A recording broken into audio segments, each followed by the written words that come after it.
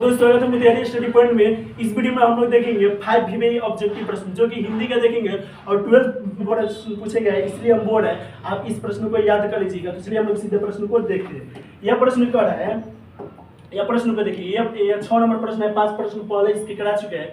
यह प्रश्न क्या है, मोहन के रचित नाटक संग्रह है, यानी कि मोहन के रचित नाटक संग्रह इनमें से कौन है? तो आषाढ़ का एक दिन है, यानी कि राइट आंसर क्या हो जाएगा? आषाढ़ का एक दिन डी हो जाएगा राइट आंसर। तो चलिए हम लोग अगले प्रश्न को देखते हैं। प्रश्न जो कि कोई बार परीक्षा में पूछा गया, यह प्रश्न क्या है, सिपाही की मां एकांकी के लेखक कौन है?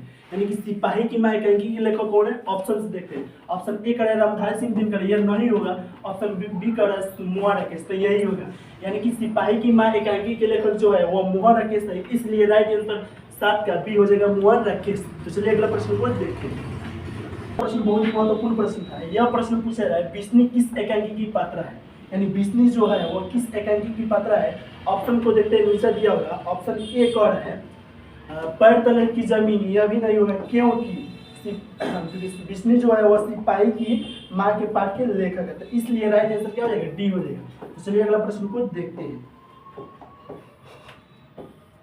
देखिए 9 नंबर प्रश्न बहुत ही महत्वपूर्ण प्रश्न है। यह प्रश्न कई बार परीक्षा में पूछा गया है। जो प्रश्न कर रहा है, मानक की मां का नाम क्या है? दोस्तों आप याद रखिएगा, मानक की मां का जो नाम है वो कुंती नहीं है, मुनि भी नहीं है, बिस्नी है। यानी कि मानक की मां का नाम क्या है? तो बिस्नी है। राइट आंसर क्या हो जाएगा? सी हो जाएगा, बिस्नी। तो चलिए अगला प्रश्न को देखते हैं। देखिए 10 नंबर प्रश्न को यही लास्ट प्रश्न है और यह प्रश्न बहुत ही महत्वपूर्ण प्रश्न है। इस प्रश्न को आप लोग याद कर ही लीजिएगा। यह कर रहा है, मानक किस युद्ध में सिपाही के रूप में लड़ने वर्मा गया था? यानी कि जो मानक थी वो किस युद्ध में सिपाही के रूप में लड़ने वर्मा गया था?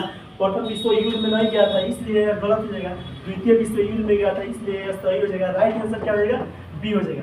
दोस्तों अगर आपको 5 ऑब्जेक्टिव प्रश्न बताया, अगर अच्छा लगा हुआ तो इस चैनल को सब्सक्राइब कर लीजिए और शेयर भी कर सकते हैं। और चलिए फिर मिलते हैं नेक्स्ट वीडियो में नेक्स्ट चैप्टर के साथ।